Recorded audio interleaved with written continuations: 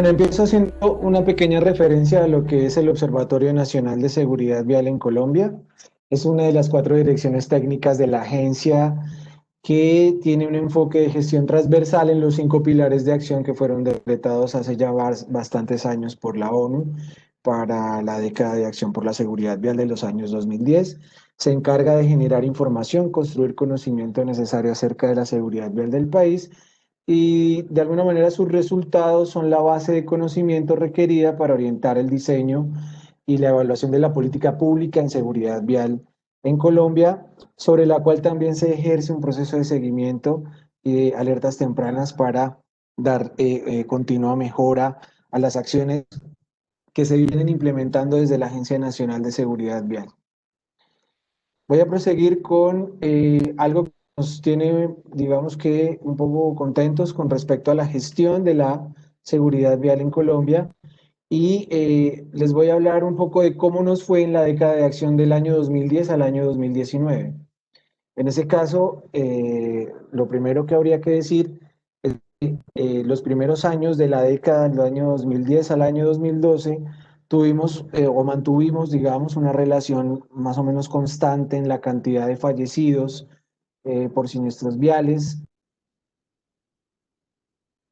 un proceso de expansión o de crecimiento hasta el año 2016, una expansión del 30% con respecto al año 2012 y llegamos a un punto muy alto en la década que fue el año 2016 con 7.158 fallecidos.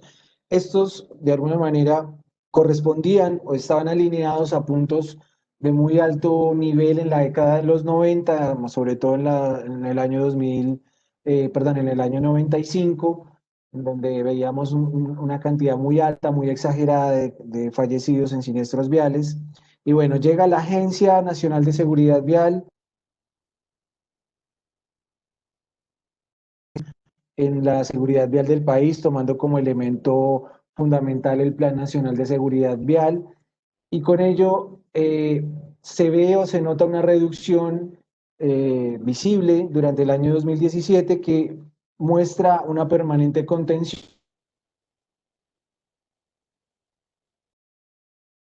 26 víctimas, que muestra una reducción con base al año 2016 o tomando como referencia el año 2016 del 5% y una tasa de mortalidad por cada 100.000 habitantes que a hoy es de 13,8 fallecidos por cada 100.000 habitantes. Entonces, entrando, digamos, un poco más en materia con respecto a las causas, lo primero que habría que decir es que la velocidad es uno de los elementos de mayor, con mayor nivel de afectación en el cuerpo humano y que en ello, creo que lo hemos repetido muchas veces, pasar de 50 kilómetros por hora acerca a quien recibe el golpe o el choque o la colisión a un 60% de probabilidad de fallecer. Esto cuando hablamos de peatones en la vía. Entonces, hay una gran diferencia entre acelerar o generar un proceso de aceleración entre 40 y 50 kilómetros.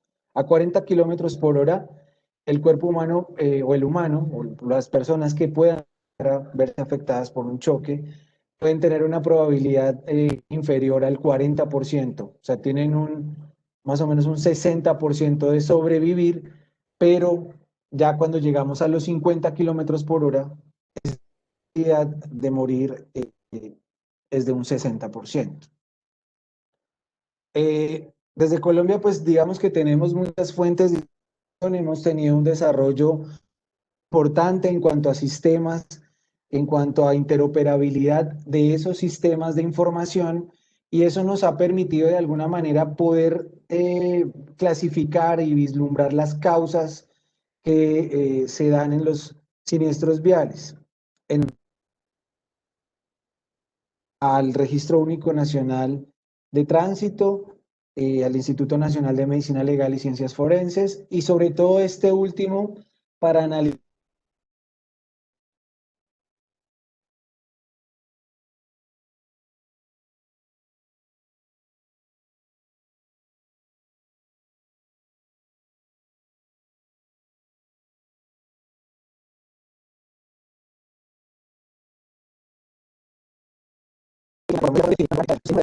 Hay, digamos, una más importante de casos que registran una hipótesis de causa, y esa hipótesis de causa la hemos clasificado en tres ejes. El primero es el de comportamiento humano, el segundo la infraestructura y el tercero los vehículos. ¿Por qué de pronto nosotros hacemos esto? El comportamiento humano tiene una gran incidencia en el desencadenamiento de los siniestros viales. Estudios hechos en Europa, sobre todo en los años 90, como lo que ha producido de alguna manera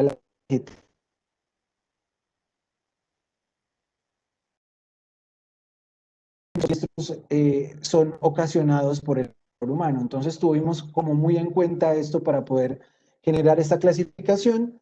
Por otro lado está la infraestructura y por otro lado están los vehículos con cierto nivel de participación o de importancia dentro de los siniestros que dejan víctimas fatales o que dejan pérdidas en vidas humanas.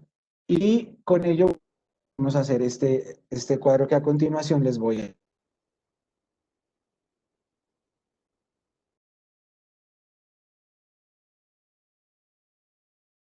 Esos son factores. Teníamos para esos 3 años una cantidad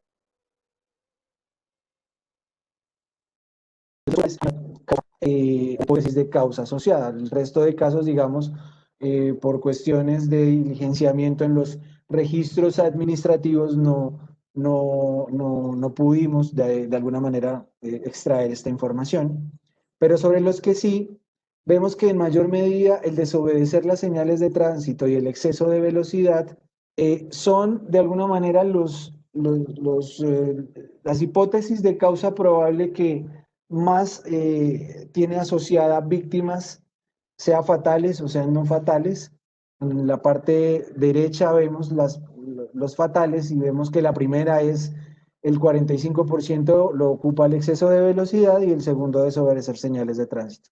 En el caso de los no fatales, que son los lesionados, es un 35 y un 34%, pero lo que sí llama mucho la atención es que la velocidad es lo que mata. Y bueno, claro que esto es más que lógico porque una vez ocurre la colisión, claramente en función de la velocidad se va a liberar una cantidad de energía cinética que va a alcanzar o que va a penetrar el cuerpo humano y es la que va a destruir órganos o a desprenderlos o la que va a generar lesiones óseas o musculares y en últimas es la que va a definir eh, el tipo de lesión y la gravedad de esa lesión, ¿no?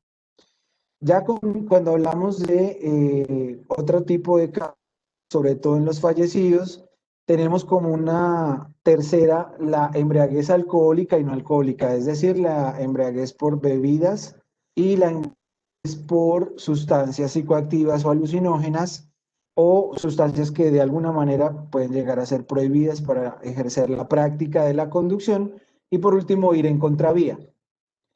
Eh, digamos que en infraestructura hay una representatividad en la fatalidad vial en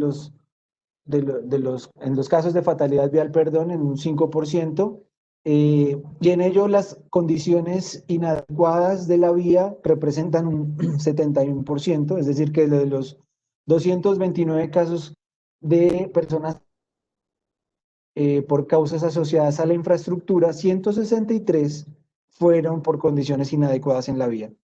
Y 66 personas fallecidas que hacen referencia a un 29% que están dadas por condiciones climáticas, también las tomamos en cuenta como parte de la infraestructura, dado que la infraestructura debería de alguna manera poder soportar estas cargas en cuanto a las condiciones climáticas que puedan llegar a generar los distintos siniestros viales.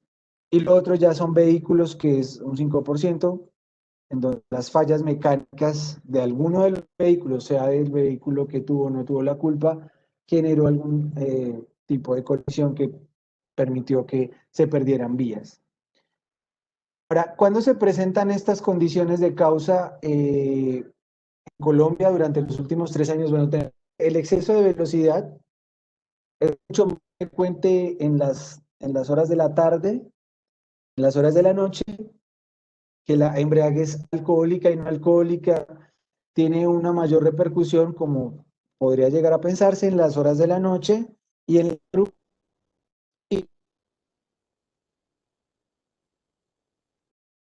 la madrugada. Otro puede ser que quién es más proclive, bueno, siempre va a ser más proclive el usuario de moto, puesto que en Colombia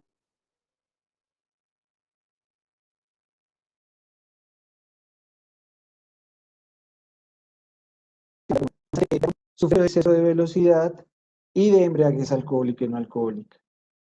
Se han presentado en mayor medida estas causas, bueno, vale la pena resaltar, más allá de que siempre, de lo que siempre hemos hablado, que es Valle del Cauca, Cundinamarca y Antioquia, que el tema asociado a embriaguez es un tema con mayor recurrencia en el departamento de Nariño, es un departamento que queda al sur del país y digamos que ahí este es el departamento con mayor, número uno, con mayor nivel de recurrencia en siniestros viales que dejan víctimas por el consumo de alcohol.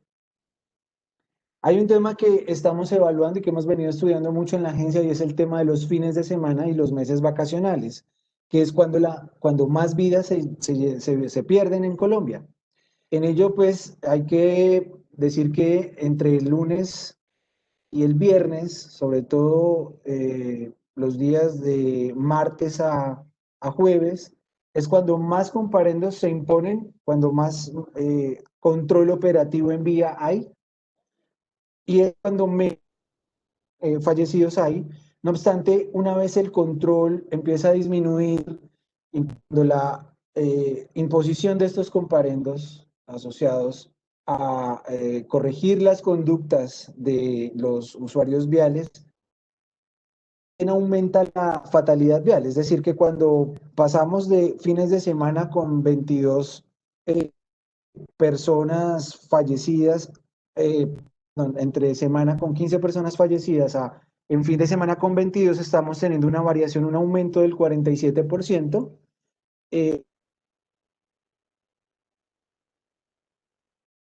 Ahora, la cantidad mensual de fallecidos en Colombia durante el año 2019 y recurrentemente en años hacia atrás son los meses de junio y diciembre que coinciden con los meses en los que hay un mayor nivel o mayor recurrencia en vacaciones en nuestro país. Comentar de alguna manera estas causas en los próximos 10 años, la segunda década de acción promulgada en la Conferencia Interministerial de Estocolmo.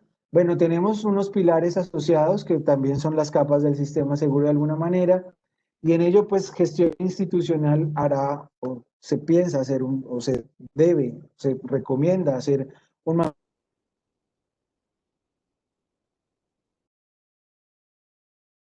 que puedan de alguna manera aumentar el control en vía, promover la creación de organismos territoriales, por lo menos en nuestro país, que digamos hay muchas zonas, el 70%, poco menos del 70% no tiene un organismo de tránsito, no tiene una entidad asociada a este tipo de labores. Entonces, es promover esa gestión institucional para generar en los municipios, los territorios apartados, este tipo de instituciones. En comportamiento humano, bueno, formación y educación vial, un ajuste en el modelo para el otorgamiento de las licencias, medidas efectivas para fortalecer el control operativo en la vía y fortalecer la responsabilidad social empresarial en la seguridad vial. Atención y rehabilitación de víctimas, bueno, creemos que debe hacerse un proceso articulado y efectivo de atención hospitalaria y prehospitalaria con el sector salud.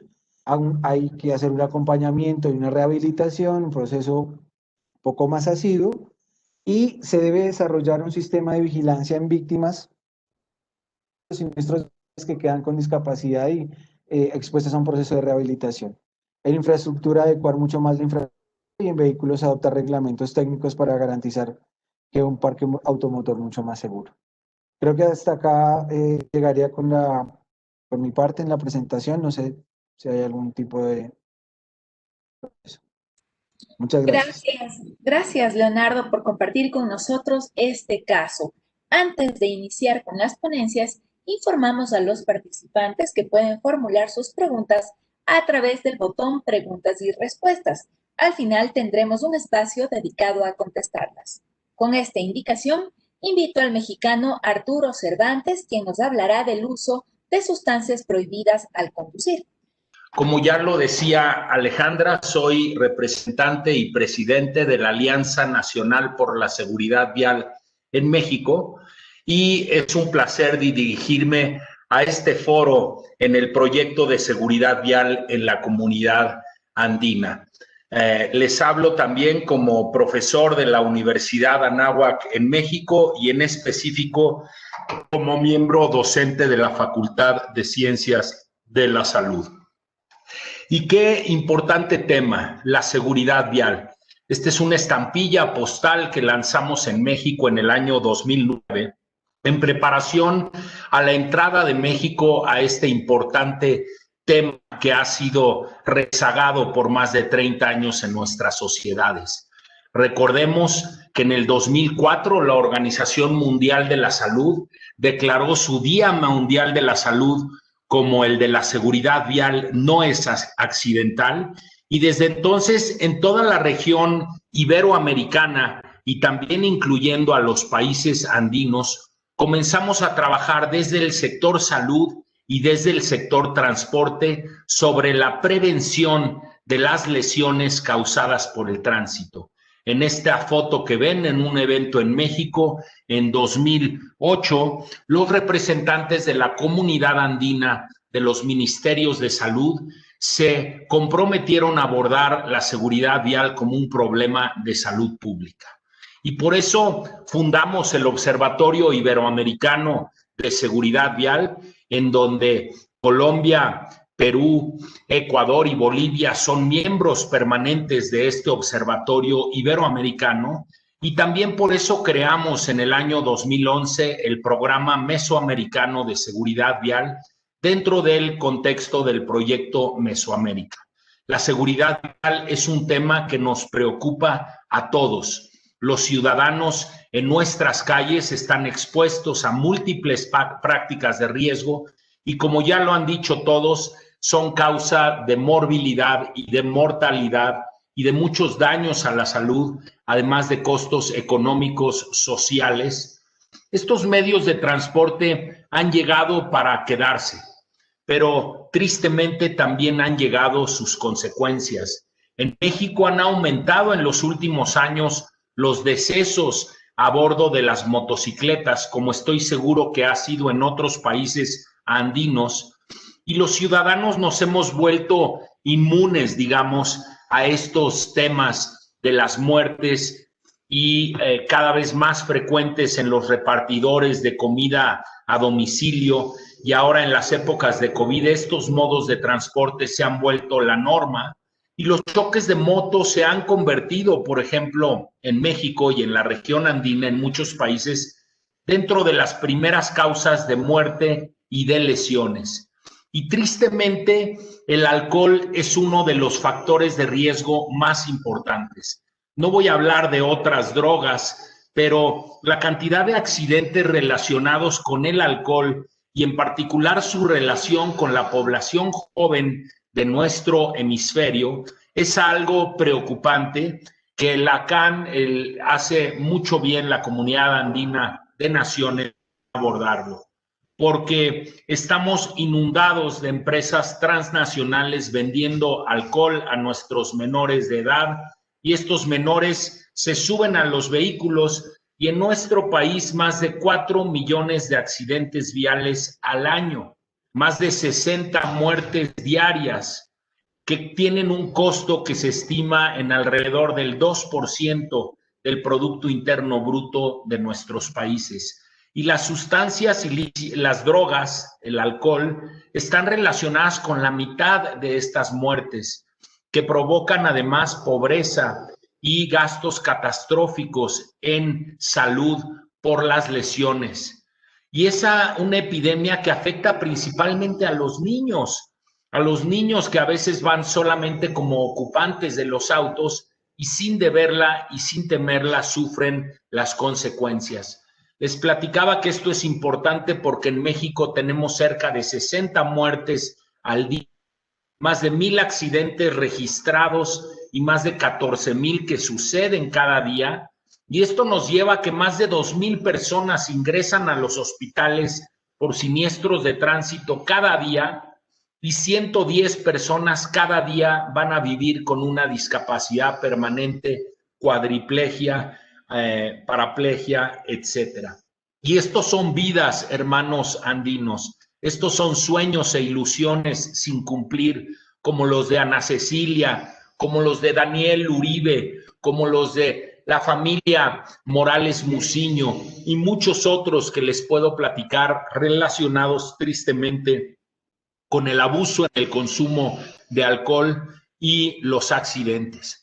Y es por eso que en México en el 2008 publicamos este libro, un testimonio de los rostros de las víctimas de accidentes viales por alcohol, y es un buen primer paso para los países andinos reconocer al centro de esta problemática a las víctimas de los accidentes viales. Ahí pueden ver la liga a la página web para poder ver estas historias y esta colección de historias. Y esto me trae a la reflexión de que cómo permitimos, este anuncio es colombiano, por ejemplo, cómo permitimos en nuestros países, en Venezuela, en Colombia, en México, cómo permitimos glorificar al alcohol en todas las épocas, para todos los eventos deportivos, para todo tipo de situaciones de festejo. El alcohol es algo omnipresente que está generando muchas muertes, no nada más por inseguridad vial.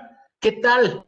¿Por qué nos estimulan estas empresas transnacionales a quedarnos borrachos cada vez más? Hemos reflexionado quién gana con que todas nuestras poblaciones estén alcoholizadas y sufriendo de estos males, y estos estereotipos que hay son tremendos. Si ustedes pensaran que si nada más en México las personas dejaran de tomar una cerveza a la semana, podríamos tener más de 1.7 billones de dólares, más de 22,000 millones de pesos para financiar mejores servicios públicos y de salud para nuestras poblaciones.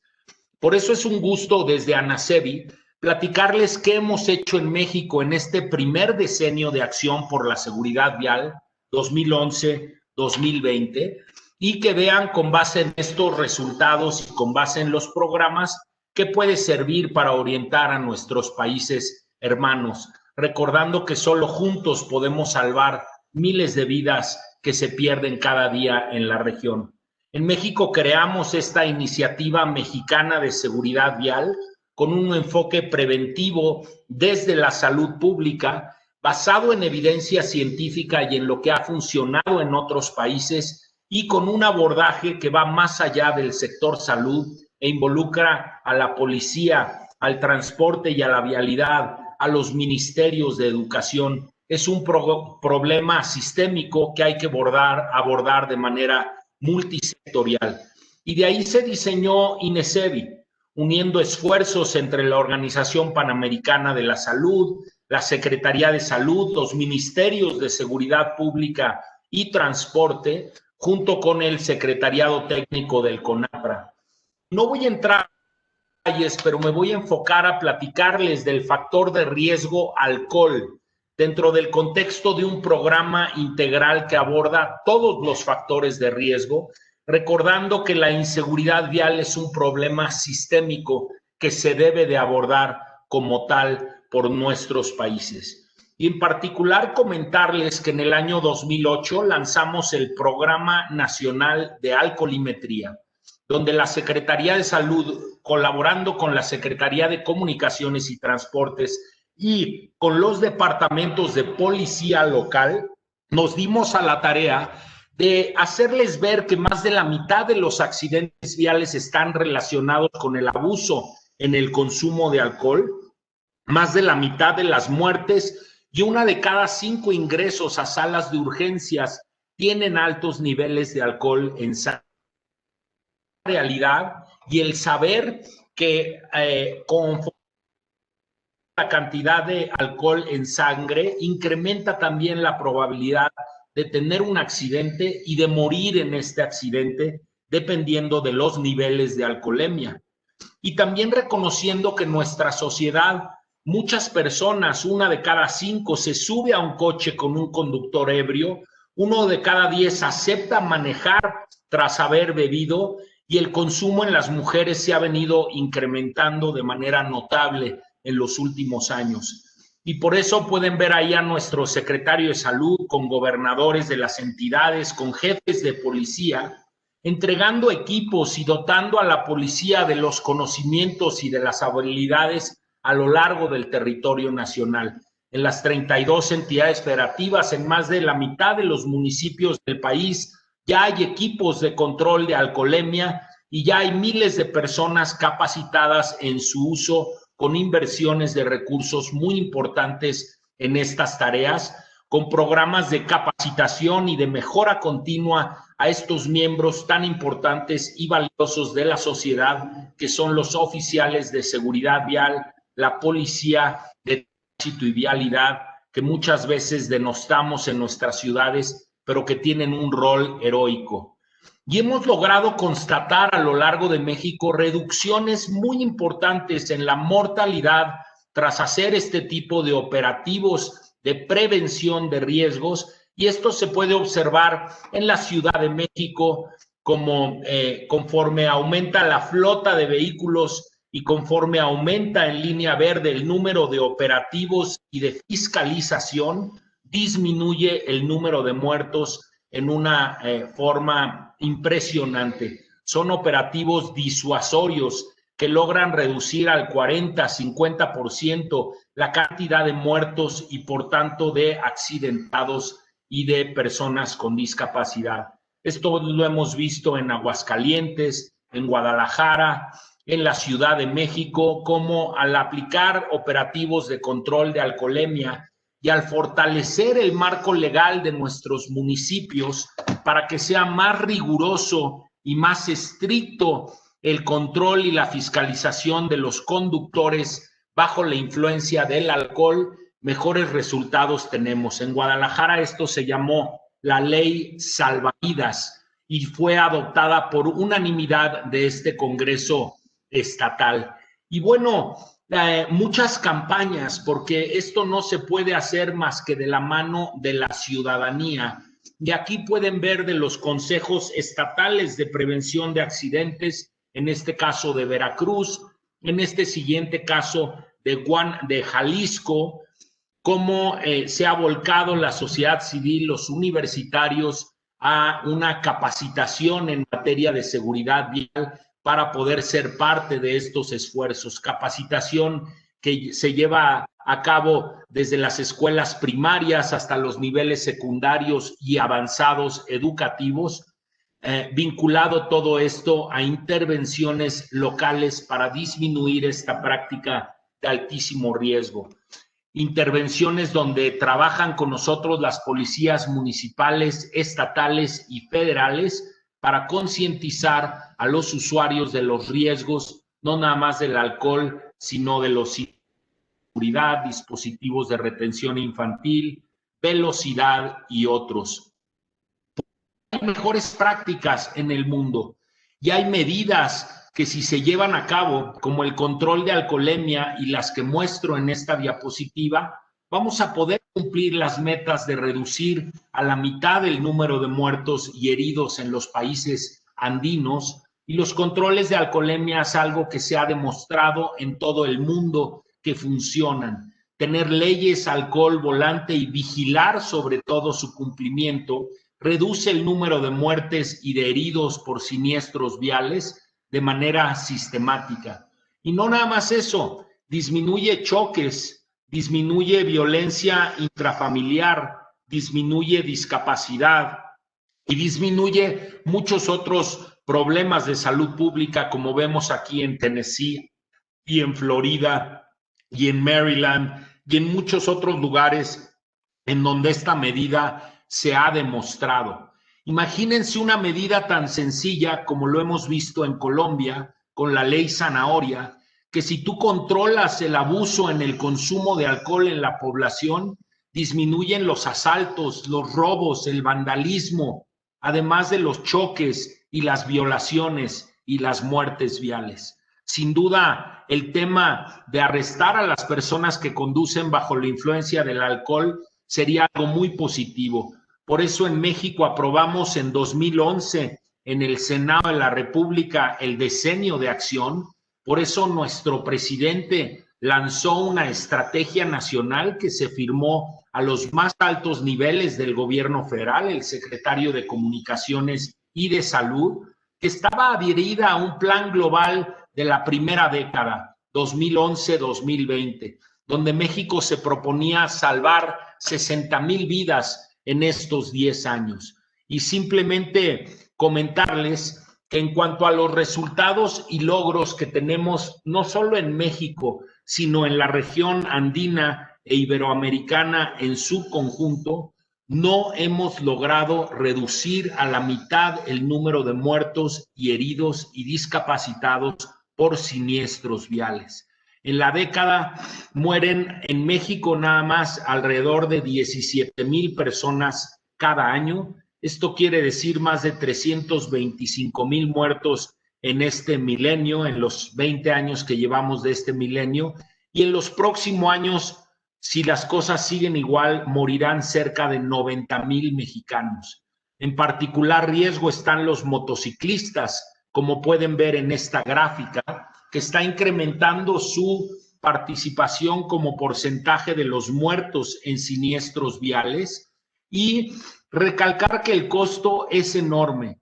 Nada más en México, con 21,000 muertos estimados cada año, 42,000 personas con discapacidad, más de 5 millones de siniestros viales en el país cada año y más de 900,000 víctimas heridas que requieren atención médica y hospitalización, los costos son más de 288,000 millones de pesos cada año. Esto es más del 1.6% del PIB y es más de lo que invierte el gobierno federal en todos los programas de prevención, de bienestar social que implementa. Y los resultados eran reducir este fenómeno a la mitad y tristemente, a pesar de todas las acciones que les he dicho, México está reprobado. Está reprobado porque no adoptó todos los pasos del plan global. Simplemente 68% de las acciones en los 5 pilares que ya nos comentaban anteriormente no se han llevado a cabo. Se han cumplido solamente 7 de 47 acciones que sabemos pueden salvar vidas y funcionar. México aún carece de una ley general de seguridad vial como Colombia ya la tiene. Los sistemas de información son deficientes y no hay una agencia nacional que se encargue de regular esta problemática. El seguro no es obligatorio, como en varios países andinos sí lo es, y esto es sumamente importante. Y otros temas como el registro vehicular, la infraestructura, la seguridad vehicular, de las cuales no voy a hablar en este momento. Simplemente concluir en estos 2 minutos que me quedan con lo siguiente. Ahora vamos Decenio de Acción por la Seguridad Vial en Iberoamérica y en la comunidad. Y en este segundo decenio, un tema de beber, comercializar menos el alcohol y subirle el precio, sin duda es un tema que logrará tener grandes beneficios sociales en nuestras comunidades, porque recordemos que hay una meta del ODS 3.6 para reducir a la mitad las muertes y lesiones, y también hay un ODS 2030, el objetivo 11.2, en donde los países andinos deben de dar acceso a sistemas de transporte seguros y mejorar la seguridad vial en el transporte público. En especial, en nuestra región, las motos no están exentas y deben de ser sujetas a estas fiscalizaciones. De los países andinos, Colombia tiene mucho que mostrarnos a México y al mundo de cómo controlar el abuso de sustancias durante la conducción. Y finalmente comentar que desde la sociedad civil nuestra visión es sistémica, integral, científica ciudadana y colaborativa, y que juntos podremos salvar miles de vidas en la región si trabajamos en esta segunda década de acción por la seguridad vial. Muchas gracias, Alejandra. Es cuanto por mi participación. Muchísimas gracias, Arturo. Ahora es el turno de Carlos Pérez de Ecuador para hablarnos del cansancio y la fatiga al conducir. Carlos es máster en prevención de adicciones y otras conductas adictivas por la Universidad Internacional de Valencia y psicólogo clínico por la Universidad Central del Ecuador.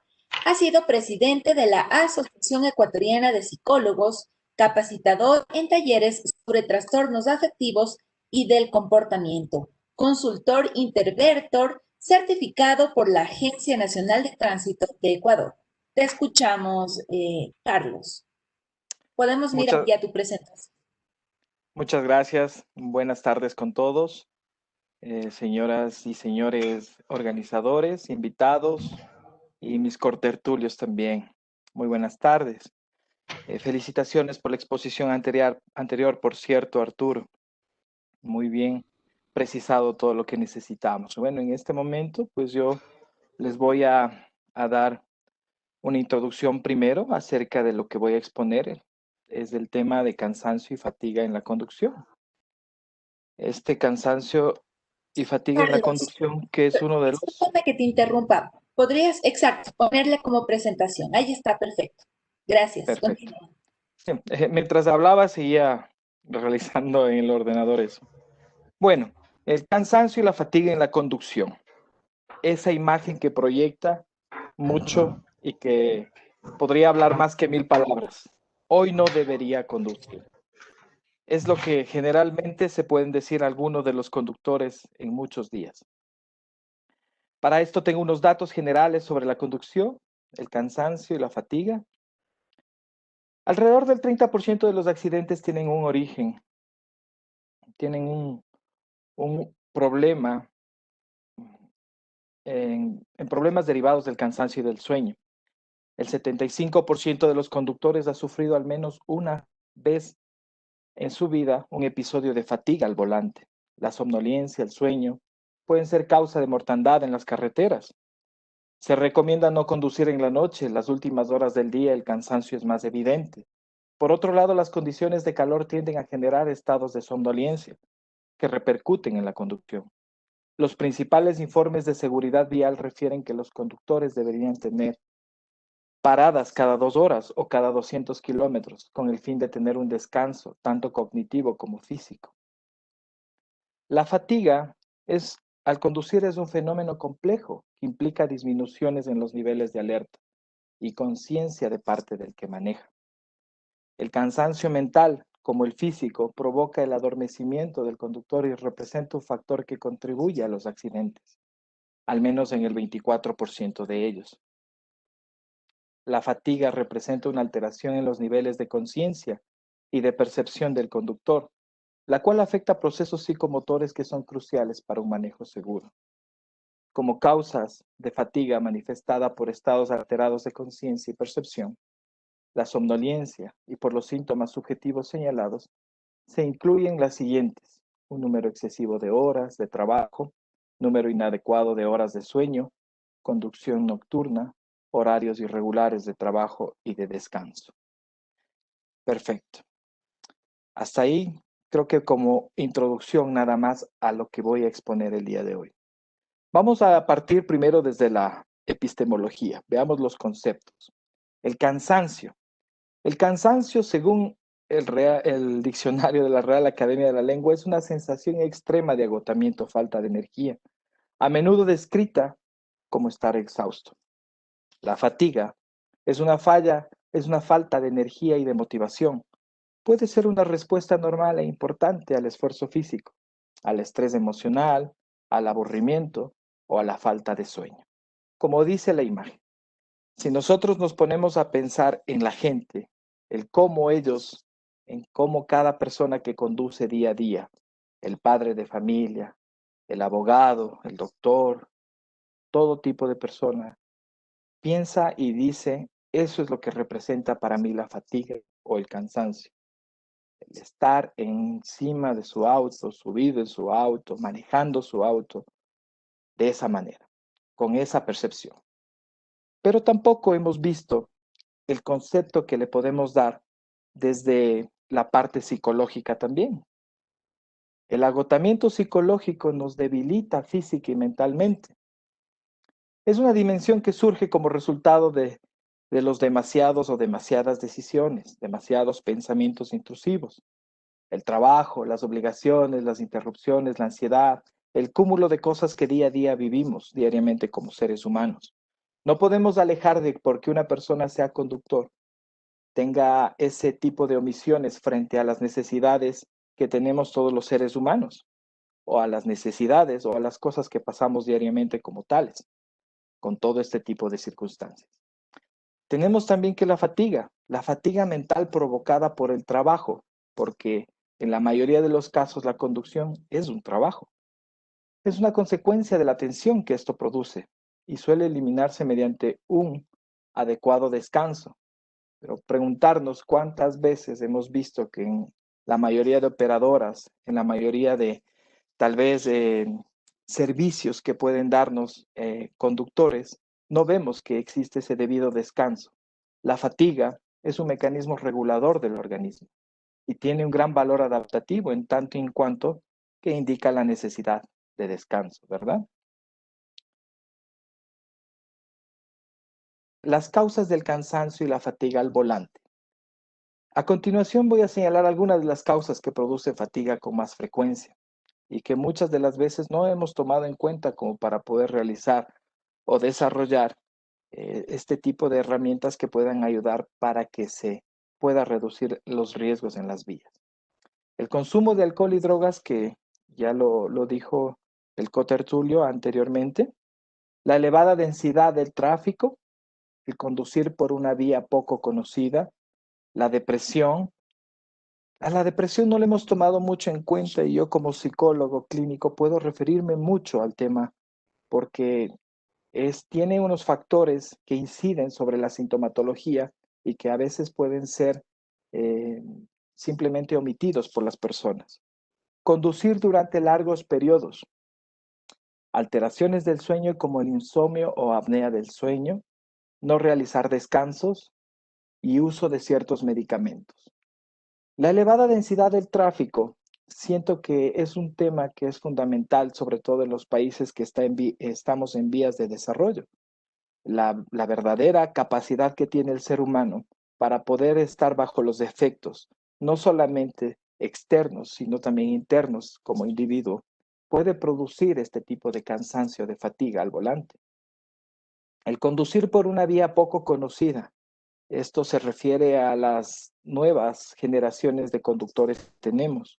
Cuando no conocen bien la vía, cuando están adaptándose al conducir, pues también puede producirles un tipo de cansancio, fatiga al volante. La depresión como tal, que lleva y conlleva una serie de factores, de signos y de síntomas que no pueden ser visibles fácilmente.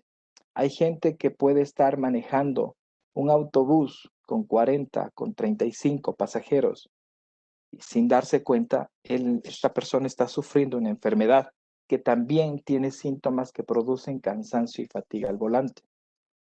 El conducir durante largos periodos, el exceso de la conducción, el querer volvernos o tener el síndrome de ser supermanes, de querer estar constantemente en un volante, también nos conlleva la necesidad de descanso, pero hay personas que por motivos laborales o por motivos propios no quieren hacer ese uso del descanso.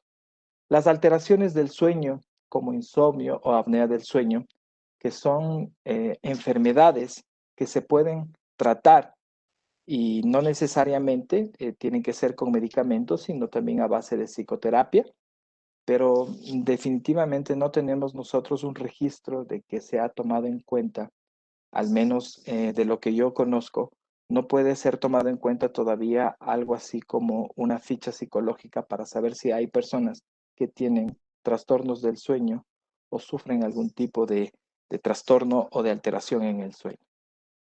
No realizar descansos.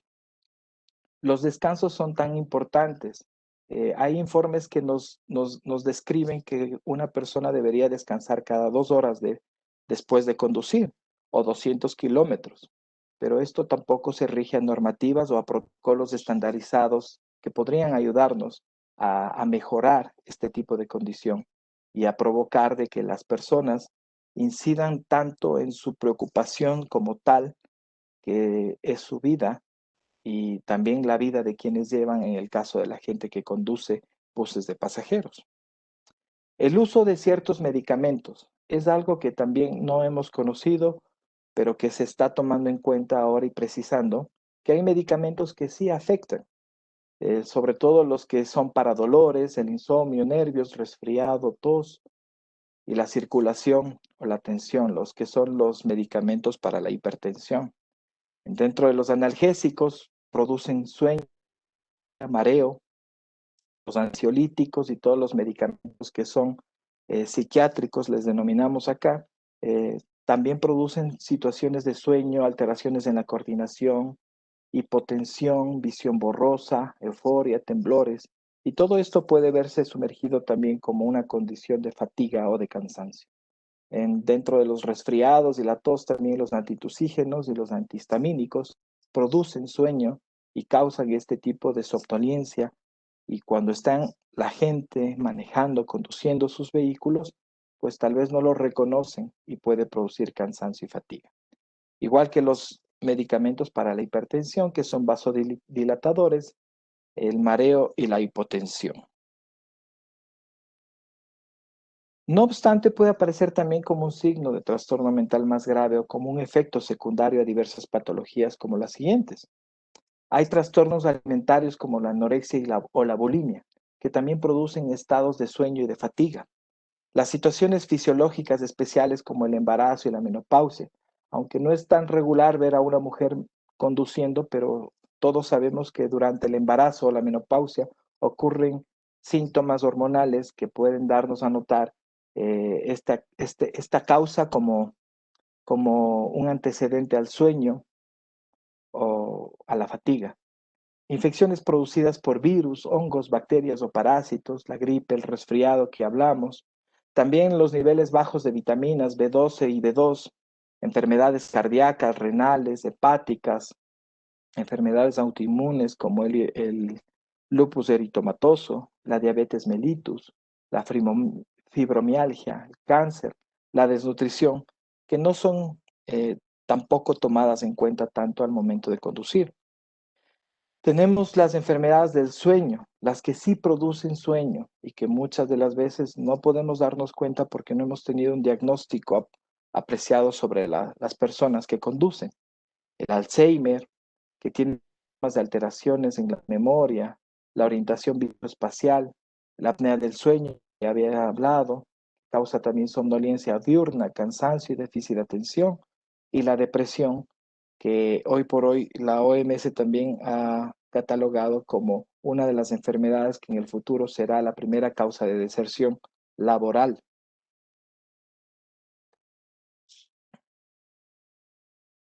Bien, los principales síntomas de la fatiga en la conducción, de lo que podemos apreciar: la disminución de la capacidad de atención. Este síntoma se caracteriza por la lentitud en los reflejos, en la rapidez de la respuesta y al ejecutar las maniobras. Si una persona se ve envuelta con este tipo de síntoma de la fatiga, puede rápidamente incurrir en un accidente de tránsito. La pérdida de atención. El ser humano, de por naturaleza, tiene poca capacidad de atender a varios estímulos a la vez. No podemos atender. Generalmente las personas pueden estar en su vehículo, a veces con el celular, con el radio, fumando, viéndose en el espejo, viendo el retrovisor, atendiendo a varios estímulos a la vez. Pero también si es que se sienten esa fatiga o siente ese cansancio, puede ser bastante mortal para esas personas. La falta de percepción, la distancia y la velocidad se tienden a percibir de manera errónea. No pueden percibir con facilidad lo que está frente de ellos. Y aún si es que siguen con esta fatiga en la conducción, pueden también terminar en un accidente. La fatiga a nivel físico, que es el cansancio al volante, nos afecta de un modo considerable a nivel físico, pero a veces no es solamente el físico lo que puede ayudarnos a visualizar con mayor interpretación de qué es necesario hacer cuando sintamos esta fatiga. Físicamente, también la gente ha puesto en consideración que puede tomarse un estimulante para poder estar reaccionando de mejor manera, pero la fatiga va más allá del síntoma físico, porque también tiene síntomas que son psicológicos. También es digno de destacar el hecho de que la mayoría de los conductores a veces no son capaces de darse cuenta de cómo reconocer cuando uno se siente fatigado y qué se debe hacer cuando uno siente esa fatiga. Y eso es lo que les conlleva tal vez a pensar que solamente necesitan o un estimulante, un relajante o un poco de agua para lavarse la cara y seguir adelante. Es, creo que, bastante determinante el hecho de que debamos nosotros empezar a instruir a las personas en cómo reconocer y qué hacer al respecto. Los signos de cansancio y de fatiga que podemos ayudar a reconocer a estas personas son la poca capacidad de mantener la concentración. Si vemos y sabemos de que la concentración es una de las cosas fundamentales para conducir, al ver mermada esta situación, al ver mermada esta capacidad, pues ya debe ser un síntoma de alerta para el conductor. La dificultad de mantener la cabeza alzada y los ojos abiertos.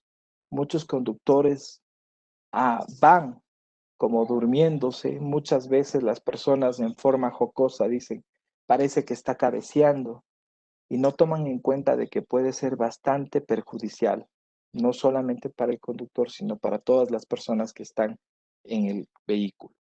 El bostezar repetitivamente a intervalos cada vez más cortos es un signo bastante fundamental, porque el bostezo como tal es un reflejo que tiene o un mecanismo de defensa que tiene nuestro cuerpo para avisarnos de que necesita ese descanso. Rotar los ojos de manera constante, los pensamientos fantasiosos o divagantes, el salirse del carril, pegarse demasiado a otro vehículo, sentir inquietud, irritabilidad, agresividad, encender la radio o bajar la ventanilla, reducir el tiempo de reacción y tomar malas decisiones. Estos signos, aparentemente que parecen muy cotidianos, pueden tener muchos antecedentes de algún tipo de manifestación psicológica, y es bastante imperativo que nosotros demos a conocer desde la psicología también el comportamiento de las personas cuando sienten un cansancio o fatiga. Puede estarles ocurriendo algo mucho más que solamente un mal día, un mal momento o simplemente que les dio sueño en esa hora del día. Podemos nosotros también preparar a las personas para que reconozcan este tipo de signos. Esto es lo que nosotros observamos. Si podemos fijarnos en la imagen, a veces podemos pensar que esto es lo que aparentemente lleva a una persona a pensar que tal vez se desveló, que tal vez se cansó de conducir, pero realmente esta persona por dentro se encuentra de esta manera, con un dolor de espalda, cuello, en rodillas y corvas, entumecimiento y hormigueo, y esto solamente de forma física, no digamos de parte de la forma cognitiva, de lo que está pensando, de cuáles son sus pensamientos. El sueño debe ser bastante respetado.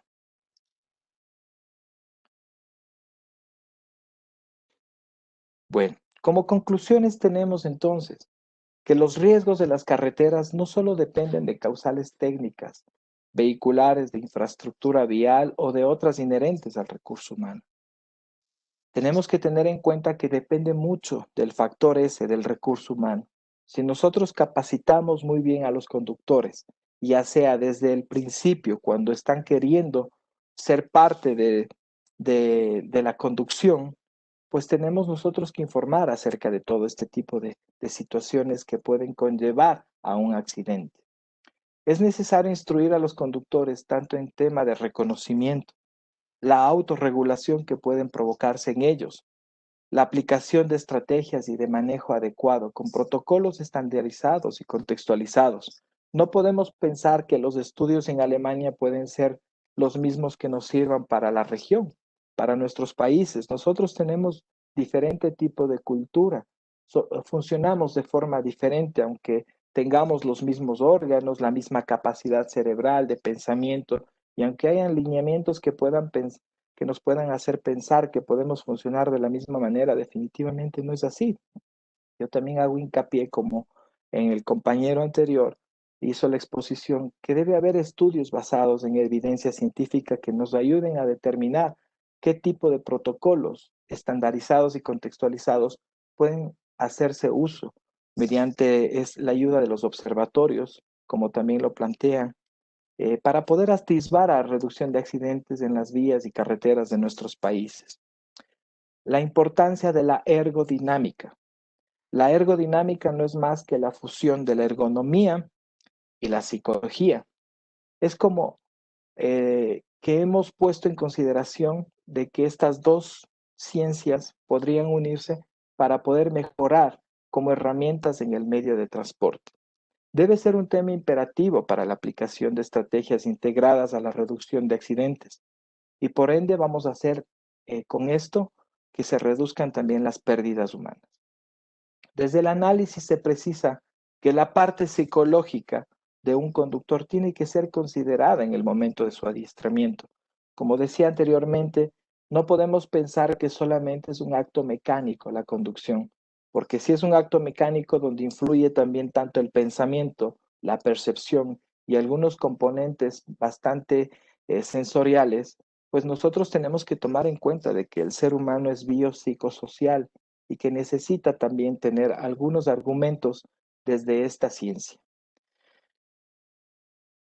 El conductor también puede estar en cada vez que pueda subir. En Ecuador tenemos categorizaciones.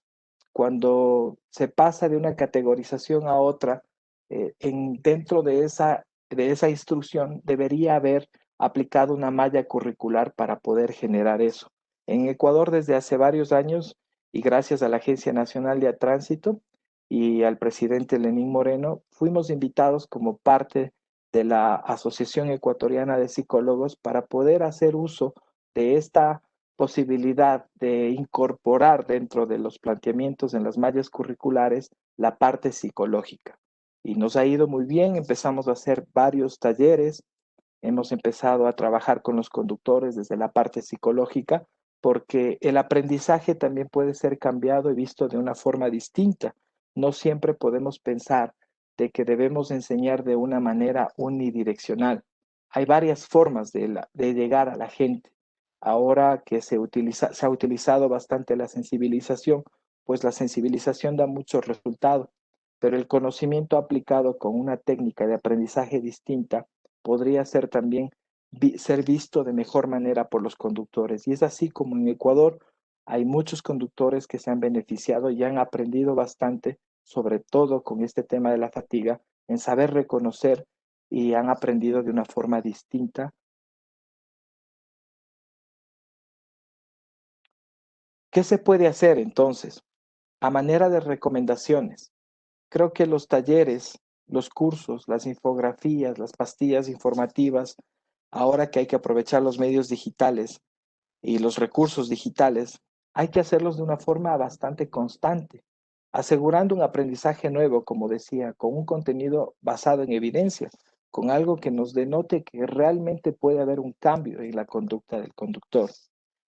La desestructuración cognitiva, rompiendo paradigmas y rompiendo esas creencias que tienen los conductores, que piensan que como aprendieron a hacerlo, deberían continuar, y también dejan de generación en generación esos aprendizajes, esos malos aprendizajes. Podemos hacerlo con nuevos modelos y enfoques destinados a un cambio de conducta en los conductores, donde se puede integrar también los equipos interdisciplinarios. Hace mucho tiempo no se veía la psicología de tal manera que pueda incidir tanto en varias facetas de la vida diaria de las personas. Pero hoy es donde nos damos cuenta de que todo tiene que ver con aspectos psicológicos, porque el ser humano trabaja de esa forma. El pensamiento es un mecanismo, es un proceso en el cual nosotros podemos también interceder con diferentes tipos de aprendizaje. Hay que estandarizar la creación de fichas clínicas, médicas, psicológicas. Nunca se ha visto esto. Para contratar un conductor nunca le pedimos un perfil psicológico. No sabemos cómo está esa persona. Y como decía anteriormente, podemos darnos cuenta fácilmente que incluso ha habido ya datos, hechos y experiencias que han sucedido con pilotos de aviones que han estado deprimidos y que se han estrellado o han sido vistos como un suicidio, pero también habían otras vidas ahí. Entonces, el tener en cuenta este tipo de perfil psicológico nos ayuda a nosotros a contemplar qué tipo de persona está a cargo de un autobús, de un taxi, de un transporte público, para poder nosotros evitar que sucedan estas catástrofes. Y también para tomar en cuenta si es que hay enfermedades que puedan desencadenar con el cansancio y la fatiga otro tipo de circunstancias, inclusive las patológicas. Deberíamos hacer investigaciones basadas en evidencia científica que aporten a la creación de protocolos contextualizados para beneficio del conductor, hacerle entender a la gente de que el beneficio no es para las personas que lo crean, sino para evitar este tipo de accidentes en las vías, para evitar estos tipos de conductas de riesgo frente al volante, ya sea por uso de sustancias, ya sea por impulsividad o por algún otro tipo de condición. En el marco de la pandemia del COVID también, se puede tomar en cuenta que los conductores al usar mascarilla por mucho tiempo, estos pueden empezar a tener un exceso de dióxido de carbono y que puede haber un riesgo de hipercapnia, que también puede darnos síntomas como la somnolencia, como la reducción del espacio visual, mareos, y también puede ser esto una fuente como para poder tener un accidente. Hay que tener creación y uso de aplicaciones que puedan facilitar alertas en el uso del vehículo y la relación con su conductor. Tengo ahí el dato de una aplicación que está siendo utilizada para que denote alertas cada vez que el conductor se sienta cansado o fatigado o que pueda recordarle que en ese momento tendría que hacer una pausa activa. Y por supuesto, la creación de políticas públicas que generen toda la gama de estrategias que puedan incidir en la reducción de accidentes y la pérdida de seres humanos en las vías y carreteras de nuestros países, pero sin olvidar el aspecto psicológico de los conductores, como les estoy haciendo notar.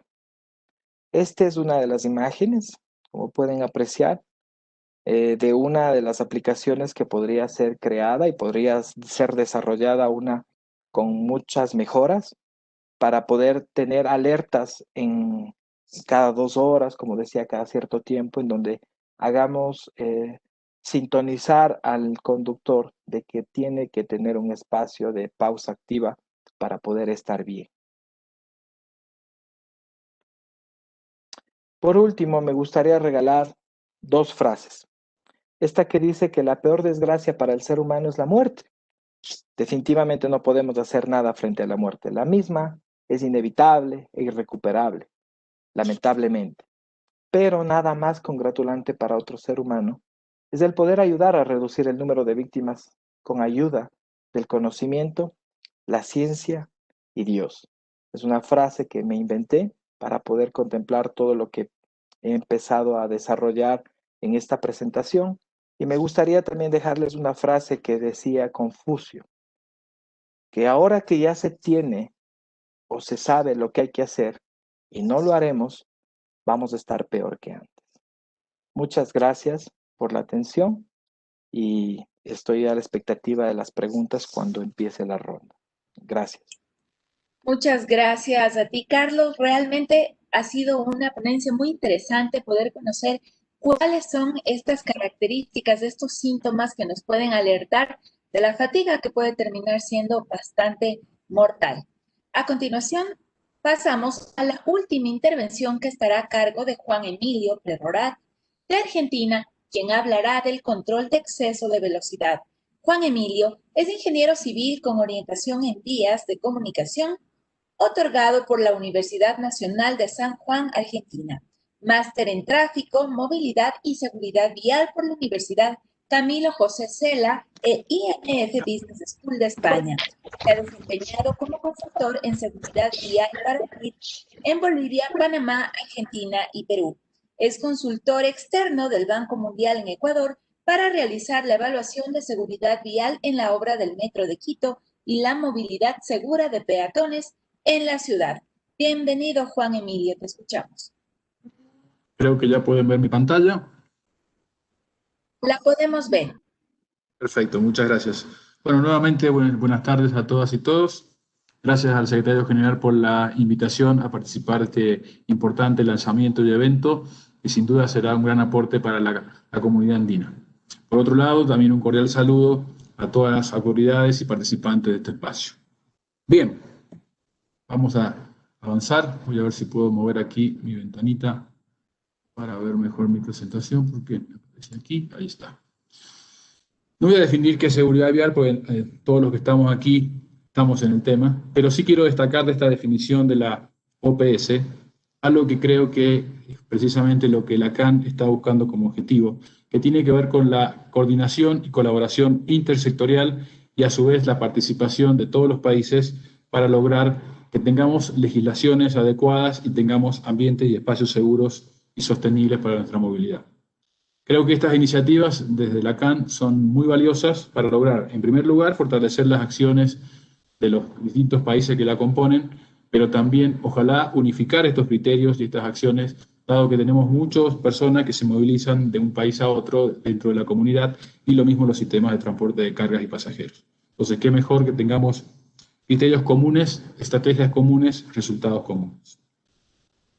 ¿En qué me voy a enfocar en esta presentación? Un poco repasar qué es la velocidad, en qué impacta en los temas de movilidad segura, y luego también trazar algunos lineamientos tomados de distintas publicaciones internacionales basados en las Naciones Unidas o OMS, que pueden darnos algunas ideas o repasar cómo están nuestras estrategias en materia del control o la gestión de la velocidad asociada a lo que buscamos, que tener una mejor calidad de vida en nuestra comunidad y, por supuesto, también asociado al transporte.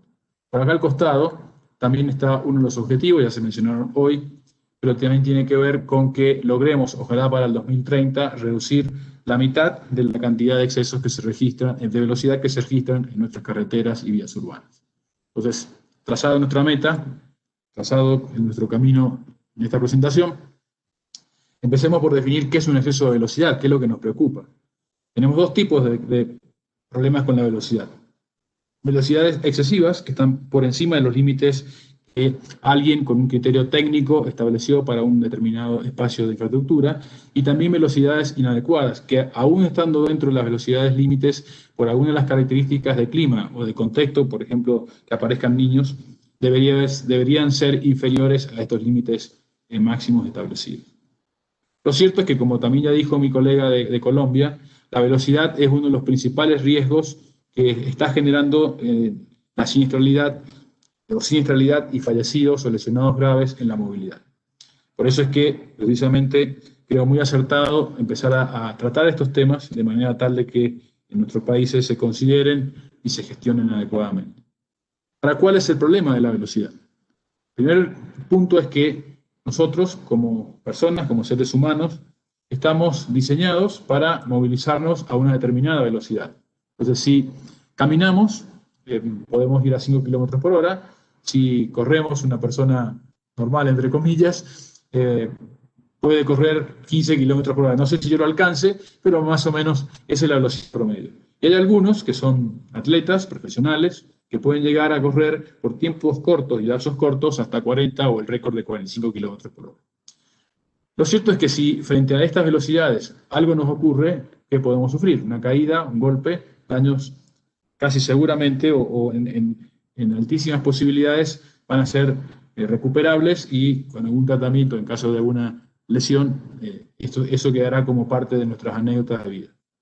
Ahora, cuando decidimos e inventamos vehículos en los cuales podemos movilizarnos, por ejemplo, velocidades máximas permitidas en zonas urbanas de 50 km por hora, o de 80 o 100 y en algunos lugares un poco más, en carreteras, lo que estamos haciendo es que nos movilizamos a velocidades para las cuales no estamos diseñados a resistir en caso de un impacto o una detención abrupta, por ejemplo, contra un choque, contra un pilar de un puente, por ejemplo.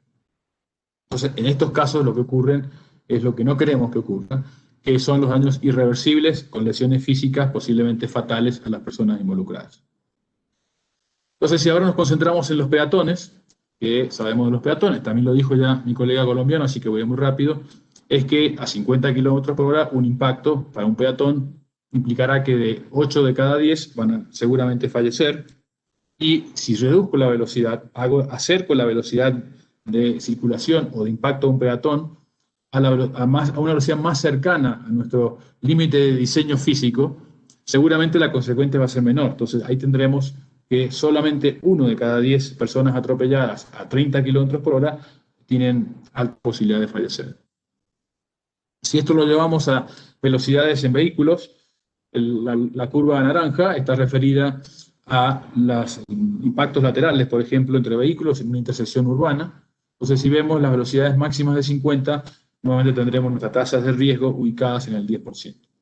Y si nos vamos a carreteras, por ejemplo, rurales, donde las velocidades máximas son de 80 a 90, como normalmente los impactos se producen a un poco menos velocidad, si el impacto se registra a 70 km por hora, tendremos solamente el 10% de posibilidades de fallecer o el 10% de personas fallecidas. Entonces, lo que hemos es acotado nuestros riesgos de consecuencias severas o fatales a riesgos tolerables, en cierta manera. Por supuesto que queremos que sea cero, y eso es lo que se trata las siguientes láminas que vamos a tener para adelante. Pero esta consideración es lo que de alguna manera marca la importancia de la regulación, de la gestión de las velocidades y cuál es la razón técnica, la evidencia científica, como también decía Arturo hace un rato, en relación a este aspecto. ¿Qué es lo interesante que tenemos que aprender como personas que nos movilizamos en vehículos? Que si lográramos reducir el 5% la velocidad promedio de circulación, podríamos reducir el 30% la cantidad de colisiones con consecuencias fatales. Si miramos esta curva, y a veces nos sostenemos nuestros pequeños pecadillos urbanos de, en lugar de ir a la velocidad máxima, ir a un poquito más, vean que esto es el 20% más, no es el 10% más. Lo que estaría ocurriendo es que en vez de tardar 6 minutos a la velocidad máxima permitida, cosa que no es tan cierto porque tenemos detenciones, demoras, semáforos y demás, pero asumiendo que fuera una velocidad uniforme, al límite máximo y demoraríamos 6 minutos, y a una distancia de 5 kilómetros, que se puede considerar promedio en un viaje urbano entre nuestras casas y trabajo, o viceversa, o estudios o algunos desplazamientos urbanos, si vamos a 60 vamos a demorar solamente 1 minuto menos. Y si fuéramos a 30, solamente 4 minutos menos, o más. Con lo cual, esto nos ayudaría a tomar decisiones más acertadas en relación a cómo elegimos la velocidad en la cual nos desplazamos. Esto es parte del trabajo que tenemos que hacer también de concientización. En lograr entender cuál es la importancia de gestionarnos a nosotros mismos en la velocidad, porque en definitiva no creo que ganar 1 minuto, hipotéticamente, nos pueda valer la pena en cuanto a poner en riesgo nuestra vida o de personas que están a nuestro alrededor. Como ya dijo Arturo y se dijo antes, no hicimos muy bien los deberes en la primera década de acción, entonces tenemos nueva tarea para los próximos 10 años, redoblar la apuesta y ojalá esta década lo logremos. Lo cierto es que esta nueva declaración de agosto de este año, también como consecuencia, como se dijo, del encuentro de ministros de Estocolmo, ya nuevamente se establece que uno de los aspectos a considerar es precisamente la regulación o la gestión de la velocidad. Si nos vamos a políticas exitosas, yo creo que ya no están innovadoras, porque en realidad ya tienen un par de décadas o más.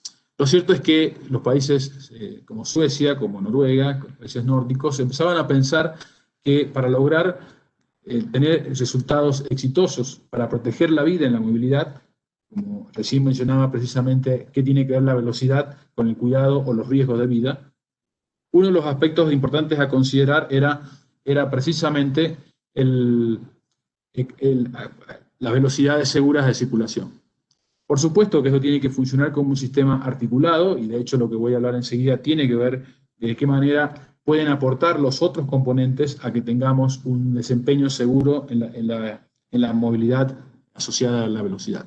Pero ya se reconoce que la gestión de la velocidad adecuada a cada entorno en el cual nos estemos movilizando es uno de los elementos centrales para tener resultados exitosos. Entonces, acá yo decía que quería repasar un poco de cómo nosotros, nuestros países, podemos tomar decisiones acertadas en relación a las políticas públicas y privadas de movilidad segura y en particular de la gestión de la velocidad. En primer lugar es tener la responsabilidad ética de tomar las decisiones acertadas, sobre todo pensando en el cuidado de la vida. Porque muchas veces, o durante muchos años, nos hemos preocupado principalmente de atender los factores que tienen que ver, por ejemplo, con la agilidad o la velocidad de vehículos o del transporte. Y otras, en consecuencia, hemos a veces considerado muy débilmente la seguridad de las personas que se están movilizando. Veamos casos exitosos. Acá tenemos el ejemplo de Francia, cómo fueron las distintas políticas que hicieron posible que Francia redujera significativamente la cantidad de siniestros con el paso de los años. Y si ustedes ven, todas estas estrellitas naranjas tienen que ver con medidas de gestión de la velocidad. Y si a su vez miren un poquito más en detalle, van a ver que estas medidas tuvieron una importancia, significación acá un aumento, por eso justamente hay un aumento de tasas, pero miren, hay significativos descensos cuando se implementaron medidas asociadas a la velocidad. Cuando empezamos a ver qué podemos hacer asociados a esta gestión de la velocidad, vemos que hay distintos factores que inciden y sobre los cuales podemos trabajar para obtener resultados diferentes.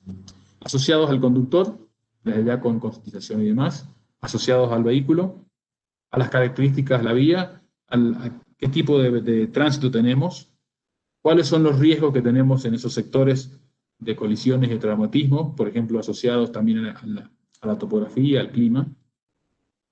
Ver qué medidas de control y sanción podemos contar para que de alguna manera nos ayuden a que las decisiones sean más acertadas de los usuarios. Cuáles son los límites de velocidad que se establecieron y, un poco de la mano de todo lo que estamos hablando, educación y concienciación de todos los usuarios, no solamente de los conductores. Entonces, siguiendo la línea de lo que podemos hacer, podemos trabajar con mejores vías a fin de que podamos incluir acciones y medidas concretas que nos contribuyan a que los usuarios puedan percibir los riesgos y puedan bajar su velocidad. De la mano de eso también establecer límites de velocidad adecuados según las vías, según la función que tiene la vía. No será sin ninguna duda la misma velocidad adecuada en una zona de escolares con una autovía o una autopista rural. Tenemos, una vez establecidos las características anteriores, por supuesto, hacer bien los deberes y que si por alguna razón alguien tomó la decisión inadecuada de ir a un exceso de velocidad, tenga la consecuencia que le sirva como medida de prevención para una siguiente oportunidad. También tenemos la posibilidad de incorporar dispositivos tecnológicos que tomen parte o formen parte de los vehículos y que nos ayuden a los conductores a poder tomar las decisiones o las alertas o las decisiones adecuadas oportunamente. Por ejemplo, los limitadores de velocidad que en algunos sistemas de transporte de la región se han implementado y funcionan exitosamente. También, como voy a mencionar más adelante, algunas cuestiones asociadas a los GPS.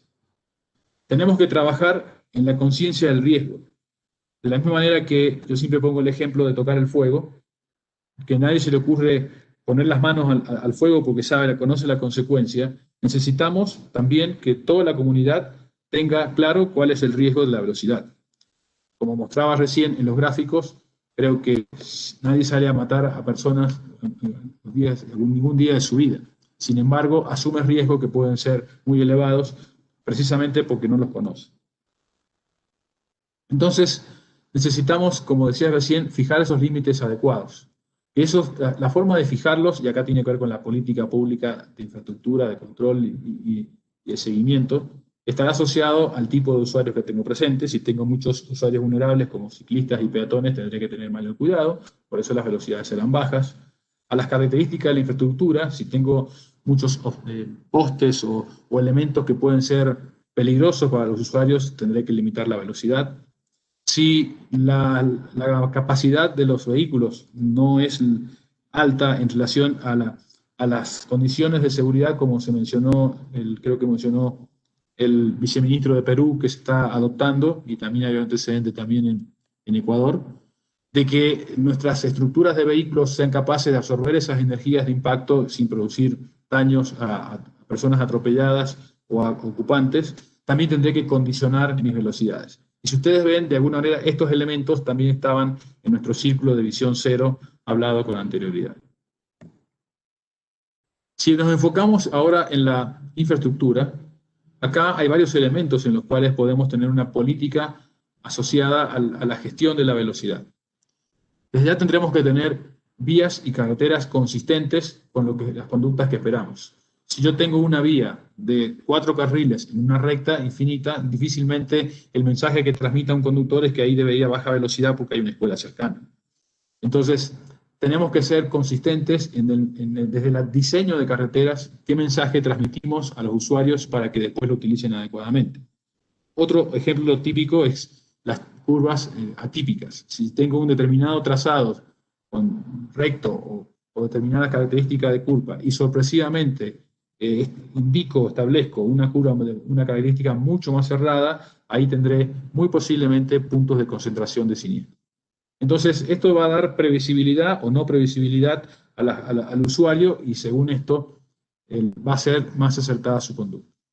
Podemos hacer revisiones y auditorías de seguridad vial de manera tal que podamos atender y ver estos riesgos en la infraestructura y de esta manera tomar decisiones de mejora para que nuestras carreteras sean más seguras.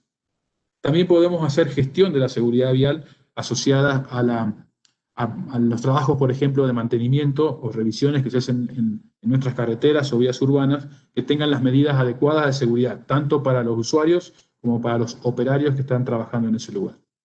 También tenemos un modelo internacional, ya lleva varios años, también reconocido en la última reunión de ministros y en la Declaración de Naciones Unidas, que es una metodología que con tecnología puedo tener un panorama de cuál es la condición de seguridad vial de mis infraestructuras y con eso tener un plan de mejoras de corto y mediano plazo de distintos niveles de envergadura. Y además, si lo repito, como es una medida patrón, puedo comparar y conocer con el paso del tiempo cómo están mis infraestructuras. Esto nuevamente me permitirá identificar qué elementos puedo modificar para que las velocidades sean las adecuadas en cada uno de estos lugares y las infraestructuras sean consistentes con esas velocidades que fijé. En cuanto a la gestión del transporte, también tiene mucho por hacer en relación a la prevención de la velocidad. Podemos establecer sistemas de gestión de seguridad vial que tengan que ver con la adecuada planificación de la operación de transporte de cargas y pasajeros. Entonces, por ejemplo, hay operadoras de Ecuador de transporte de cargas peligrosas que tienen hecha una hoja de ruta para sus conductores, en las cuales la misma operadora regula cuál es la velocidad que quiere que sus conductores circulen por allí para evitar riesgos elevados de siniestro. Esto es una muestra que no solo el Estado puede hacer cosas, sino también el sector privado puede y debe hacer los deberes en materia de prevención de seguridad vial en el caso de la velocidad. También tenemos que asignar, perdón, toqué mi mouse y hice cualquier cosa, ahí está. Tenemos que asignar velocidades adecuadas, tiempos de viajes adecuados para nuestros sistemas de transporte. No tiene ningún sentido establecer velocidades comerciales, tiempos de viaje comerciales con velocidades máximas permitidas, sino que hay que adecuarlos a las velocidades reales y a las paradas que tenemos en el camino. Si no, tendremos conductores preocupados por el tiempo de llegada que posiblemente tomen decisiones inadecuadas en relación a la velocidad. De la mano de esto, podemos establecer controles de velocidad a través de sistemas satelitales, hoy muchos de ellos online, que desde una oficina con un par de monitores y un par de personas podemos controlar toda una flota, y esto se puede hacer desde tanto el ámbito privado como el ámbito público. Nuevamente hay ejemplos en distintas empresas de la región, 4 países ya hay casos de que las mismas operadoras comprendieron que es más económico tener una prevención y a nuestros conductores regulados y controlados que luego atender desastres que ocurren. El caso del transporte seguro, por ejemplo, de Ecuador, ya tiene muchos años, se mencionó también hoy en la presentación del viceministro, se han logrado resultados muy significativos. Creo que esto es uno de los ejemplos a seguir para regular la operación de transporte. Por supuesto, tenemos que mejorar el caso de los vehículos. Ya también se mencionó el ejemplo de Perú, donde si necesitamos tener vehículos que respondan adecuadamente a las necesidades que tenemos de circulación segura. Tenemos que concientizar al ciudadano, ya lo mencioné antes, pero acá también enfocado a que el usuario del transporte de pasajeros, por ejemplo, no elija solamente el bus o el servicio que llega más rápido, sino que aprenda a elegir el que llega más seguro.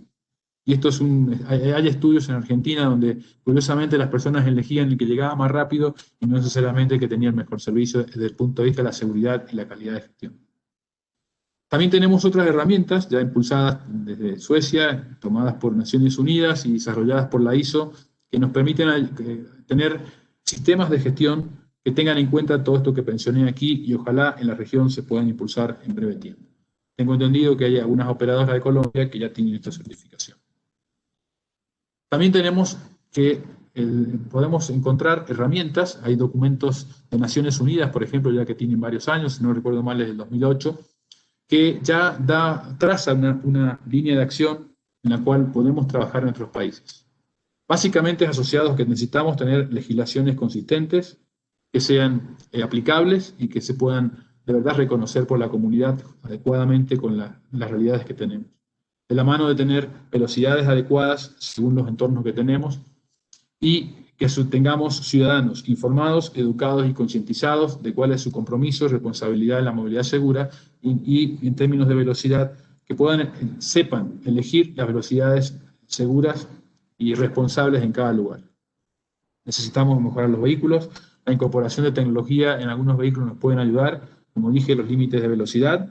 Otros vehículos dan alerta cuando los vehículos se pasan de ciertos límites y, por supuesto, también los que tienen que ver con las tecnologías de estabilización, información de GPS y demás. El sistema de transporte seguro, ya mencioné bastante, es uno de los elementos fundamentales. Varios de nuestros países tienen un altísimo porcentaje de siniestros fatales que son ocasionados por transportistas profesionales que necesitan tener un mejor nivel de profesionalización, seguramente de gestión y de control. Y esto también vale para todos. Necesitamos tener un sistema de control que sea eficaz, que sea acorde a la legislación, que sea consistente con todo nuestro sistema de movilidad y que cuando alguien cometa una infracción de excesos de velocidad esté debidamente sancionado. Ya conocemos experiencias de Ecuador, sabemos que Colombia también está trabajando en este aspecto. Conocimos recién la presentación de Perú, el desafío que están avanzando y sabemos que Bolivia también está en el mismo camino. Entonces necesitamos también tener la infraestructura adecuada, como mencioné antes, asociadas a que primero saber qué tenemos, con qué condiciones está, los aspectos de seguridad vial, por ejemplo, asociados a la velocidad, en qué condición está nuestra señalización. Hay muchos casos de señalizaciones inconsistentes, de la mano también del diseño que mencioné también antes, y los elementos de seguridad adecuados para conducir a los vehículos a tomar decisiones, o a los conductores a tomar decisiones adecuadas, y en caso de que haya un siniestro, tengan los elementos oportunos para contener que no ocurran siniestros fatales. También un capítulo para todo lo que tiene que ver con las zonas urbanas. Aquí también tenemos grandes desafíos. Hay muchas construcciones, sobre todo periurbanas, que se piensa mucho en la agilidad de los vehículos y no tanto en la seguridad de peatones, en los anchos de aceras, en la continuidad de las aceras y posiblemente, y por qué no decirlos, en los espacios de entornos escolares. Esto es un capítulo no menor, ya se dijo acá, la cantidad de niños que mueren por año por siniestros viales, eso creo que no nos podemos perdonar eso. Y acá también podemos trabajar de manera acertada para gestionar la velocidad de nuestros espacios y reducir las consecuencias. Hay que trabajar en equipo, todas las áreas de gobierno deben participar, estén involucradas, creo que aquí seguramente muchos de ustedes se sentirán identificados. Por supuesto también el sector privado, que también tiene mucho para hacer, y también el sector de tecnología, que puede ofrecernos herramientas para trabajar. Tenemos que tener claro a dónde queremos llegar con metas precisas y indicadores que nos permitan saber si vamos por el buen camino o qué tenemos que ajustar. Entonces habrán acciones asociadas a, por ejemplo, bajar los límites de velocidad, mencioné los casos de Francia, tratar de persuadir a las personas que conduzcan a velocidades mejorar la infraestructura. No se te escucha, Alejandra, no sé si me estás diciendo algo. Menor incidencia, de los que hayan personas que exceden los excesos de velocidad. Recuerden que es uno de los límites de las metas del diseño, de los ODS. Y tenemos que tener indicadores asociados a los resultados que buscamos, que sobre todo, y lo central, es cuidar vidas. Entonces, más allá de todos los indicadores y acciones, tenemos que estar seguros que de verdad sean eficaces en la reducción de cantidad de fallecidos asociados a la cantidad de personas y vehículos y movimientos que tenemos. De mi parte, muchas gracias. La idea era repasar un poco con ustedes cuál es el problema de la velocidad y qué acciones se podemos encontrar como exitosas que se han practicado en el mundo y que están publicadas y documentadas. Muchas gracias nuevamente por su tiempo. Gracias, Juan Emilio. Realmente creo que ha sido varias ponencias muy interesantes, muy enriquecedoras para poder aportar a mejorar el tema de la seguridad vial. A continuación, vamos a abrir el espacio de preguntas a los participantes. Tenemos varias ya. La primera pregunta que tenemos está dirigida a Arturo Cervantes. La consulta que nos hacen es, ¿debería existir educación vial en todos los países y concientización de la sociedad civil para disminuir los accidentes de esta forma? Por favor, Arturo, si nos puedes ayudar con tu respuesta ante este comentario que nos hace el público. Claro, yo creo que una de las acciones aprendidas en el fracaso de muchos países iberoamericanos en la década 2011-2020 de acción por la seguridad vial, tenemos que aprender de los errores. Y parte de los errores yo considero falta de integración regional de estos esfuerzos, siendo esto una pandemia y en particular endémica en la región andina y en México y en Centroamérica, en la región mesoamericana y en la región andina. Las estrategias deben de ser regionales y la misma educación necesita un peruano que un ecuatoriano que un mexicano, porque en su conjunto en América Latina, Mesoamérica y Lacan, aportamos muchísimas de las víctimas proporcionalmente más que en los países más desarrollados. Y lo que podemos aprender de la experiencia internacional es que el tipo de campañas de comunicación social y las estrategias de formación de conductores seguros son un estándar. Existen en Alemania, en España, en Francia, en Canadá, en Estados Unidos, y son mucho más rigurosas las estrategias de nuestros países, que no están bien enfocadas, que no están coordinadas.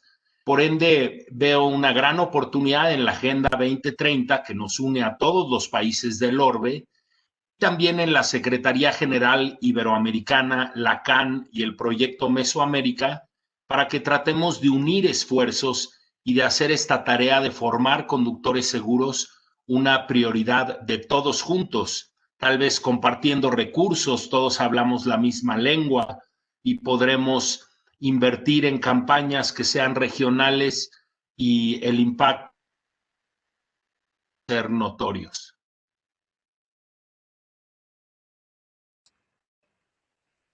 Muchas gracias. Gracias, Arturo. Nuestra segunda consulta está dirigida para Carlos Pérez.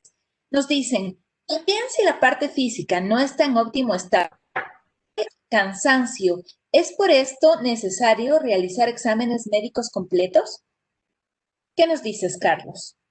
Pues yo considero que de por sí un examen completo tampoco es tan necesario, pero cada persona conoce su salud, sabe de lo que padece. Lo que yo sugiero es que para, sobre todo las personas que van a conducir un autobús de pasajeros. Are you there? ¿Perdón?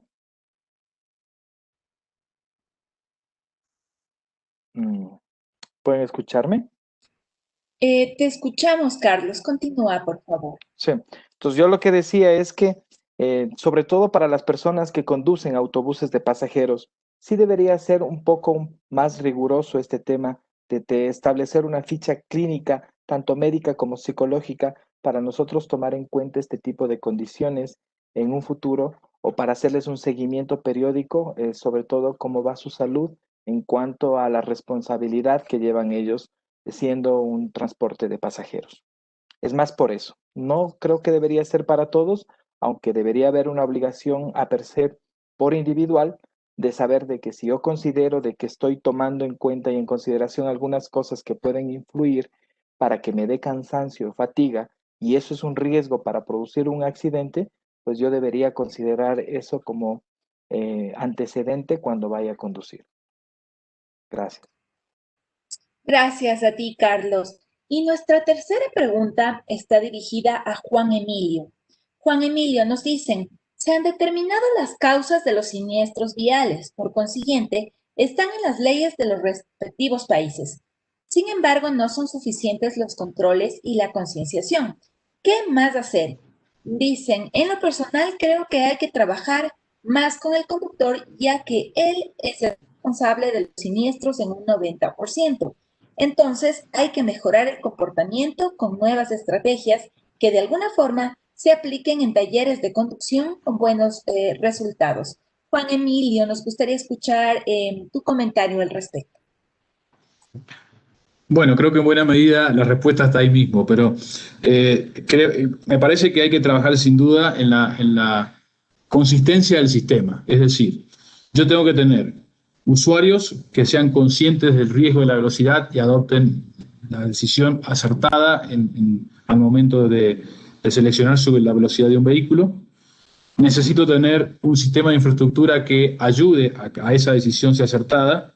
Yo daba un ejemplo, por ejemplo, de carreteras que son urbanas y tienen un diseño rural, lo cual favorece que el conductor decida por una velocidad más elevada de la que sea segura y adecuada para ese lugar. Entonces, tengo que tener esta consistencia de infraestructura. Y también tengo que tener, los vehículos, por supuesto, pueden tener hoy tecnologías que me pueden ayudar a que esa decisión sea acertada. Y tengo que tener, si algo sale mal, sistemas también de control y de sanción para que puedan estos conductores aprender antes que sea demasiado tarde.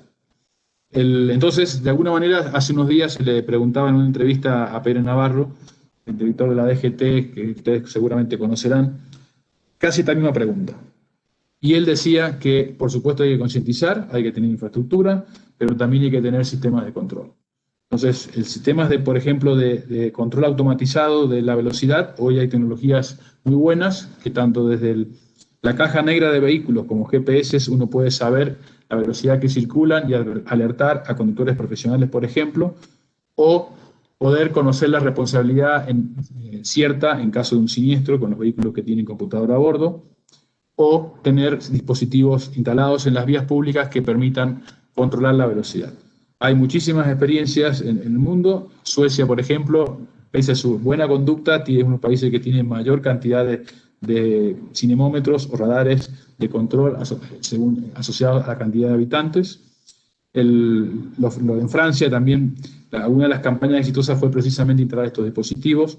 España lo mismo. Otros países como de la región, yendo más cerca, Brasil, Argentina, también México, están siendo exitosos precisamente por estos dispositivos.